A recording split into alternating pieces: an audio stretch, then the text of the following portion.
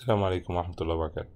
في مشكلة بتقابلك وانت شغال في برنامج الاوتو فلويد، هو اللي انت بتكون عايز تطلع من ماسورة ببرانش، والبرانش ده ما بيكونش ستاندر داخل برنامج الاوتو فلويد. كمثال، اللي انا مثلا كنت راسم ماسورة 4 بوصة، عايز اطلع منها بماسورة 2.5 بوصة، اللي هي مثلا 110، وعايز اطلع منها بماسورة 63 ملي، اللي هو المقاس اللي ده، اللي هو المقاس الكبير ده المفروض يبقى 110، والمقاس ده المفروض يبقى 63.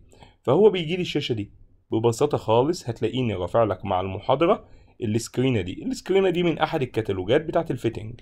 تقدر تعمل سيرش على جوجل، تنزل كتالوجات بتاعت فيتنج ستاندر كتير جدا. دي نموذج منها. طيب انا عايز دلوقتي ادخل قيمة ال A وقيمة ال B. لو انا جيت بصيت هنا على ال T هنا، نلاحظ معانا اللي هو فوق هنا مديني حاجة اسمها CC، صح كده؟ CC هنا B، يعني اكيد ال B بتساوي 2 قيمة ال C اهو.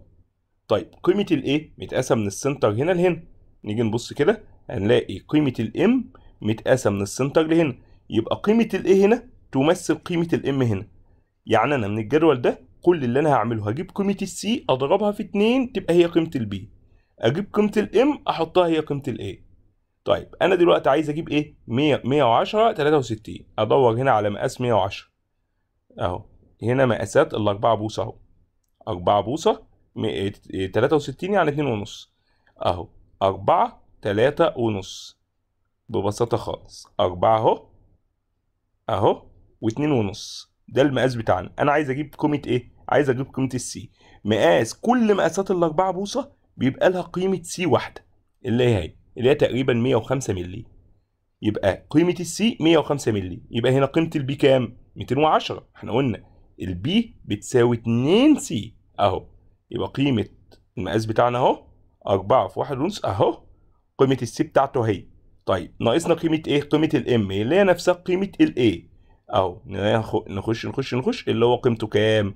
95 مللي. يبقى انا هكتب هنا 95 مللي واكتب هنا كام؟ 210 مللي. عرفنا جبناها منين؟